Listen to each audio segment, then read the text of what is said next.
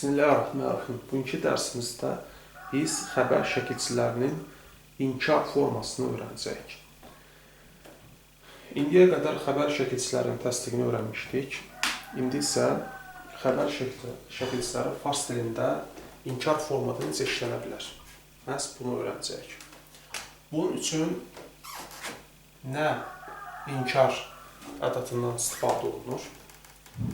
Yəni, həstəm, nə üstəgəl, həstəm, həst, belə deyək, həst,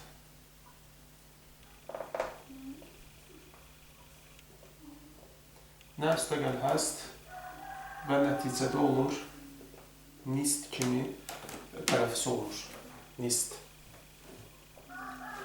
Bu üçüncü şəxsin inkar, daha doğrusu bu üçüncü şəxsin inkar forması idi. Məsələn, o həkim deyil, o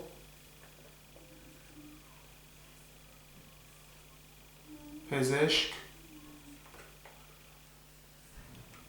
nist. O pezeşk nist.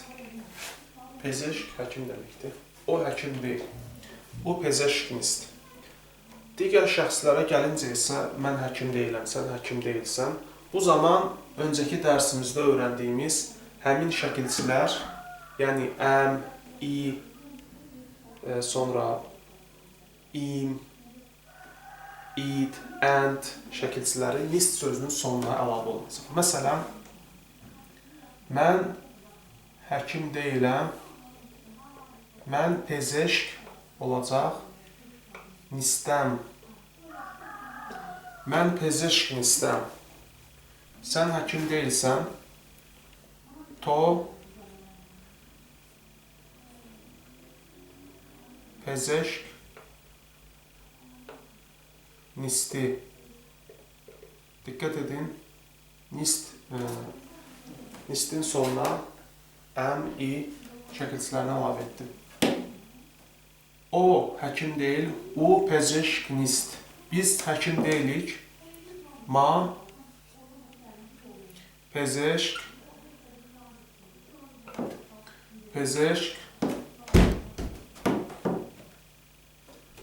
ma pezeşk nistim. Biz deməli həkim deyilik. Sonra onlar siz həkim deyilsiniz, olacaq şoma pezeşk nistit. Onlar anha pezeşk nistent. Və bu da deməli fars dilində xəbər şəkilçilərinin inkarının ifadə forması. Və bugünkü dərsimiz bu qədər.